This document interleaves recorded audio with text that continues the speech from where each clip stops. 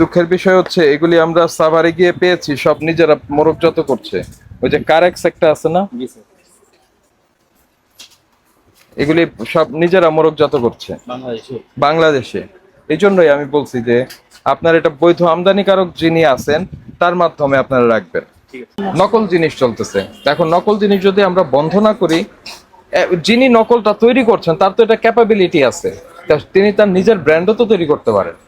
Patient তো বিপদে পড়ে তারপরে এসে এগুলো কিনতে আসে, তাই না? উইলিংলি তো আসে না, না। বিপদে পড়ে আসে, অর্থাৎ অসুখে ভোগে ডাক্তার সাহেবের কাছে যান, ডাক্তার সাহেব আবার টেস্ট দেন, সে টেস্ট রিপোর্ট দেখে প্রেসক্রিপশন লিখে দেন, এরপরে আসেন। মেয়াদের জন্য ওষুধ কি এখনো বিক্রি করেন না করেন না? না স্যার, আমরা এখন আর নেই, মেয়াদের জন্য ওষুধ নেই। বিদেশি ওষুধ অবৈধভাবে নিয়ে এসে বিক্রি করছেন, না। বা নকল ভেজাল ওষুধ সেগুলো বিক্রি করছেন না। এমআরপি কাটাকাটি করে বেশি না, স্যার। নেওয়া, সেটি ফিজিশিয়ান স্যাম্পল বিক্রি করেন, না স্যার, এটা স্যার। এগুলো করেন না। বোঝেন বিষয়গুলো? জি, স্যার। আমরা একটু দেখি তাহলে, আচ্ছা ঠিক আছে। যাবো কোন দিকে? এইটা কি জিনিস, এই ওষুধটা এটা কি, মানে আমাকে একটু বলেন। Gel sir. ব্যথানাশক, জি। মানে আমাদের দেশি না? হ্যাঁ, ইম্পোর্টেড স্যার। ইম্পোর্টার কে, কোথায়? এইচএস ট্রেডিং, তার ঠিকানা কোথায়? যে রাখলেন, এখন ধরেন আমি এইচএস ট্রেডিং এ যেতে চাই, মানে কোথা থেকে, মানে কিভাবে যেতে পারবো? কোন দেশীয় ঔষধ, আমাকে একটু সহায়তা করেন। জি স্যার। কোন দেশীয় ঔষধ? ইন্ডিয়ান।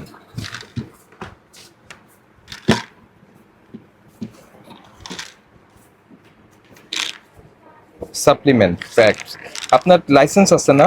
জি ড্রাগ লাইসেন্স, জি স্যার। লাইসেন্সটা একটু দেখি।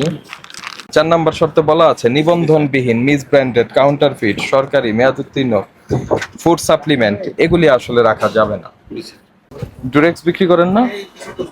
হ্যাঁ, দেখান কোত্থেকে আসে এটা। কি আছে? ইন্ডিয়ান মাল। ইন্ডিয়ান। কিভাবে আসে, এটা কে দিয়ে যায়? ওই যে লোক থাকে ওরা দিয়ে। মানে দুঃখের বিষয় হচ্ছে এগুলি আমরা সাভারে গিয়ে পেয়েছি, সব নিজেরা মোড়কজাত করছে। ওই যে কারেক্স একটা আছে না, জি স্যার। এগুলি সব নিজেরা মোড়কজাত করছে বাংলাদেশে। বাংলাদেশে। এই জন্যই আমি বলছি যে আপনার এটা বৈধ আমদানিকারক যিনি আছেন তার মাধ্যমে আপনারা রাখবেন। ঠিক আছে। এভাবে আসলে রাখলে যেটা ঘটবে, ওদের ব্যবসাটাকে প্রমোট করা হবে, অথচ ওরা নিয়ে আসতেছে নন ব্র্যান্ড এনে, তারপরে আপনার একজনই 4-5টা ব্র্যান্ডের মোড়কজাত করছে। ঠিক আছে। না, ঠিক নাই বলে আমি আপনাকে বলছি, ঠিক আছে না? না, আমরা জানতাম না। এটার বড় প্যাকেটটা আছে, জি স্যার। দেখি একটু।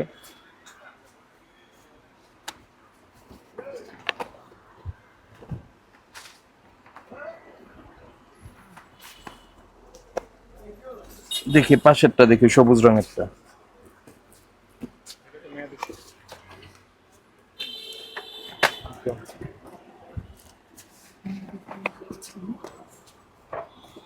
তো এগুলি যথাযথ যে সাপ্লায়ার আছে তাদের কাছ থেকে নিবেন, জি স্যার। বুঝতে পেরেছেন? জি স্যার, এগুলো আপনাকে ভাউচার দিয়েছে কেউ এটার? এগুলো স্যার ওই লোকাল বাউচার, এগুলো অত ভাই, লোকাল ভাউচার বলে কোনো কিছু নাই তো। আপনি তো শোনেন, আপনি কি করছেন, আপনি বিক্রি করছেন তাই না? জি।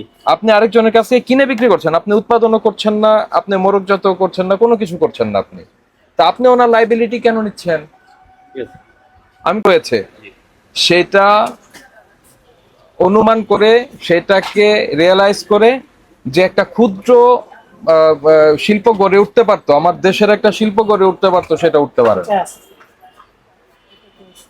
নকল জিনিস চলতেছে, এখন নকল জিনিস যদি আমরা বন্ধ না করি, যিনি নকলটা তৈরি করছেন তার তো এটা ক্যাপাবিলিটি আছে, তিনি তার নিজের ব্র্যান্ডও তো তৈরি করতে পারেন, তাই না? তাতে করে আপনার যেই ব্র্যান্ডটা নকল করছে সেটারও সমস্যা হচ্ছে, ক্রেতা সাফারার হচ্ছে, আমার ইন্ডাস্ট্রি তৈরি হচ্ছে না।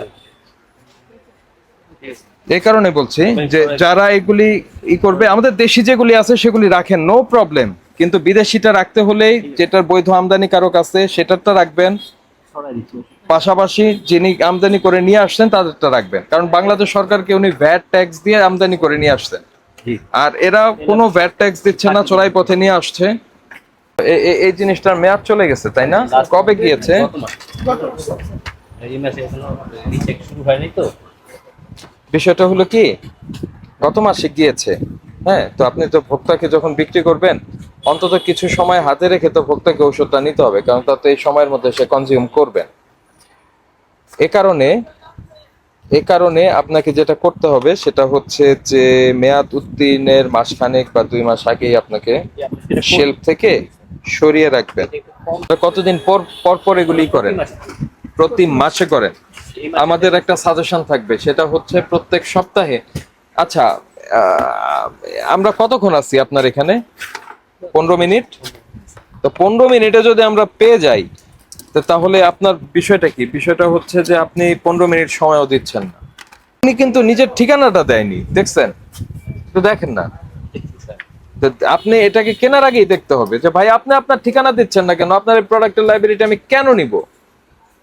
ওনার ঠিকানা দিলে আমরা ওই প্রতিষ্ঠানে গিয়ে দেখতে পারবো। যেমন কিছুদিন আগে আমাদের কাছে একটা বিদেশি ঔষধের আসছে, অভিযোগ আসছে, সুন্দর করে মোড়ক করা। সেই মোড়কে খুব সূক্ষ্মভাবে বোঝা যাচ্ছে নিচে আরেকটা মোড়ক আছে। সেই মোড়ক খুলে দেখা গেল যে ওটা আরো 1 বছর মেয়াদ চলে গেছে। আগে মেয়াদ চলে গেছে। তার মানে ওইটার উপরে আবার আরেকটা লেবেলিং করে তারপরে দিয়ে গেছে কাকে? খুব প্রতিষ্ঠিত একটা চেইন মেডিকেল শপকে দিয়ে গেছে। তো ওই ভদ্র মহিলা যিনি তার বাচ্চাকে এই ঔষধটা খাইয়েছেন, তো তার মনে হয়েছে যে ঔষধটার একটু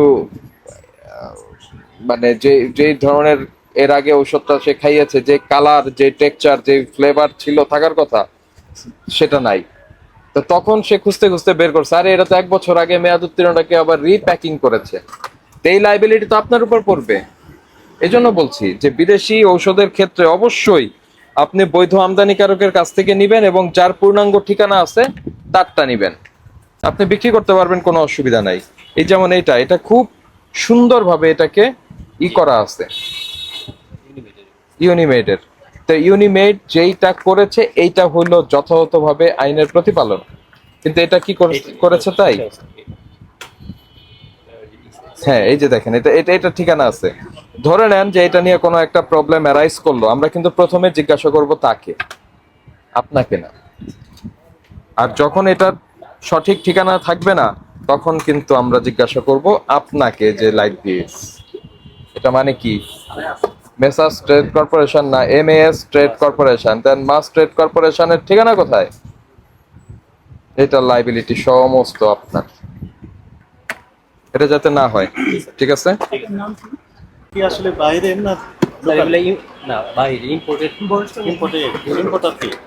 এই যে এটা লিখছে, কোনো ঠিকানা নাই। এইচএস ট্রেডিং মানে কি?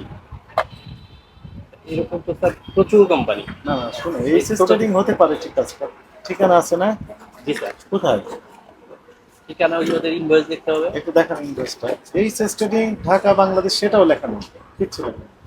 এইচএস ট্রেডিং দেখেন, সে বলছে ইন্ডিয়া। হ্যাঁ, তো ইন্ডিয়ার যে এখন আপনার প্যাকেজিং রুল আছে সেই অনুযায়ী এটা MRP দিতেই হবে, এটা MRP নাই। তার মানে এই RS প্যাকেট, থাকবে। হ্যাঁ, ইন্ডিয়াতে RS থাকবে যে নাই নাই। নাই কিন্তু তারপরে যে এনেছে তার ঠিকানা নাই। মানে এই প্যাকেটটাও বাংলাদেশে তৈরি হয়েছে, দেখেন এই প্যাকেটটাও এটাও বাংলাদেশে এক তৈরি হয়েছে। রকমের সন্দেহজনক, কারণ আর্নিকে লেখা আছে market by HS trading MRP 1650 টাকা। 1650 টাকা লিখে দিলেও তার নাম ঠিকানা কিচ্ছু লেখা নেই। এগুলো আপনি ম্যানেজার এখানকার না আপনি মালিক? স্যার আমি মালিক কর্মচারী? আপনি সিনিয়র তো না সভাপতি?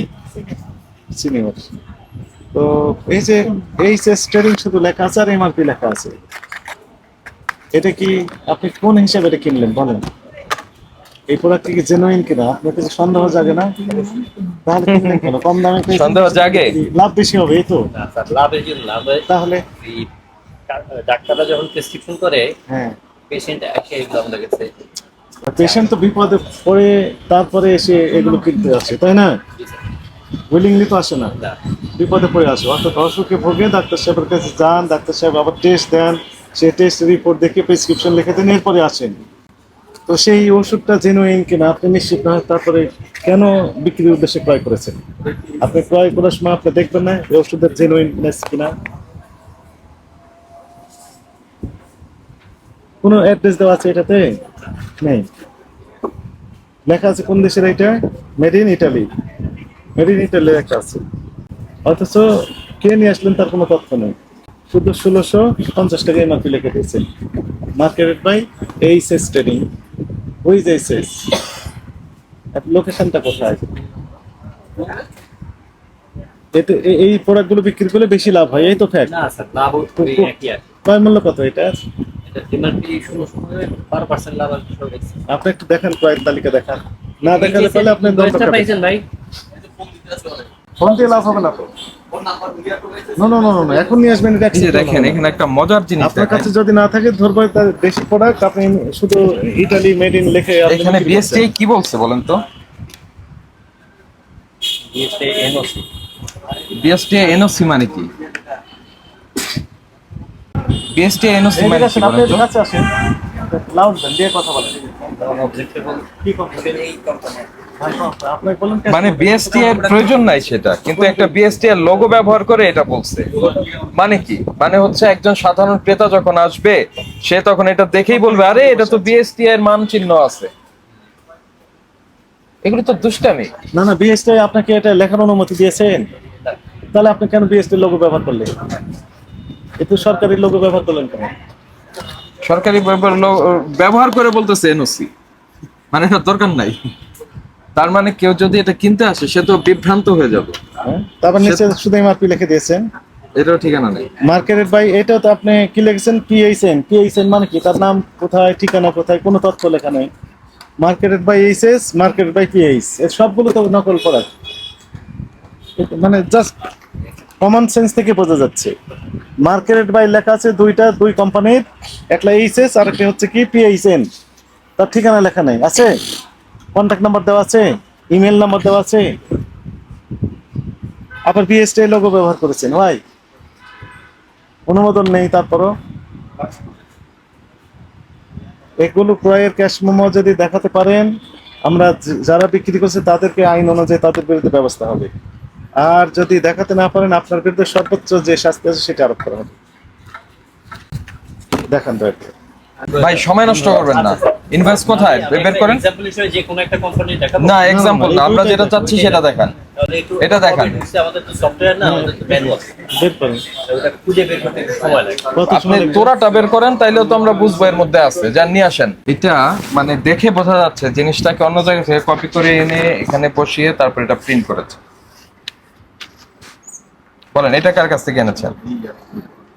এই যে হ্যাঁ 16 ঠিকানায় কি পাওয়া যায় না, এগুলো আমার অভিজ্ঞতা। ঠিক আছে, আমরা রিভিউ জানবো, যদি পাওয়া যায় ভালো, না পাওয়া গেলে আপনাদের উপর বর্তাবে রেসপন্সিবিলিটি। তাহলে যেহেতু এই দুটো কাগজ পেয়েছি, এখন ইম্পোর্টারকে আমরা নোটিফাই করবো। আপনার লাইসেন্স তো হালনাগাদ আছে, যদিও আমরা দেখিনি সেটি। আমরা ধরে নিলাম হালনাগাদ আছে। হালনাগাদ যেটা আছে সেটারই একটা ছবি তুলে লেমিনেটিং করে তারপর ওখানে সংরক্ষণ করবে, ঠিক আছে? 2 নম্বর বিষয় হলো যে অননুমোদিত মিস ব্র্যান্ডের কাউন্টার ফিট কোনো জিনিস রাখা যাবে না, বুঝতে পেরেছেন? তো এখন বিষয় হলো যে যেগুলি বৈধ আমদানিকারকের মাধ্যমে আসে নাই সেই জিনিসগুলি হয় আপনার বাংলাদেশ সরকার ট্যাক্স পায়নি, না হয় ওটা নকল, মানে এর মধ্যে যাওয়াই যাবে না। তারপরে আমদানিকারকের যেটা থাকবে, আমদানিকারকের পরিপূর্ণ তথ্য যে যারা দিবে তাদের প্রোডাক্টই রাখবেন। এরকম অর্ধেক তথ্য যেগুলি আছে সেগুলি রাখবেন না, বা তথ্য নাই সেগুলি রাখবেন না, বুঝতে পেরেছেন? মেয়াদ উত্তীর্ণ ঔষধ, এটার জন্য আপনাকে একটা সাইট রাখতে হবে। সেই সাইটের মধ্যে মেয়াদ উত্তীর্ণ ঔষধ আপনি যথাযথভাবে সংরক্ষণ করবেন। এটা অবশ্যই শেলফে থাকবে না। না, ওটা আমরা মাঝে মাঝে দেখে ওখানে রাখি একবারে। ঔষধের এটা খুবই মানে গুরুত্বপূর্ণ একটা সার্ভিস, জি, তাই না? স্যার। তো এটাকে যথাযথভাবে আপনাকে দিতে হবে। সংরক্ষণ করে। আমরা যে জিনিসটা আমরা পেলাম সেটা হচ্ছে আপনার এখানে বেশ কিছু আমদানিকারকবিহীন বিদেশি পণ্য পেলাম, তারপরে ওখানে আমরা কিছু কন্ট্রাসেপটিভ পেলাম যেগুলির আসলে নাই, বৈধ সোর্স নাই, কিন্তু আমাদের দেশের বাইরে।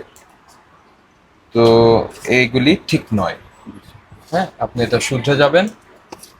এই শর্তে আমরা ভোক্তা অধিকার সংরক্ষণ আইনের 51 এবং 37 ধারায় আপনাকে আমরা সতর্কতামূলক 20,000 টাকা আজকে অর্থদণ্ড করছি।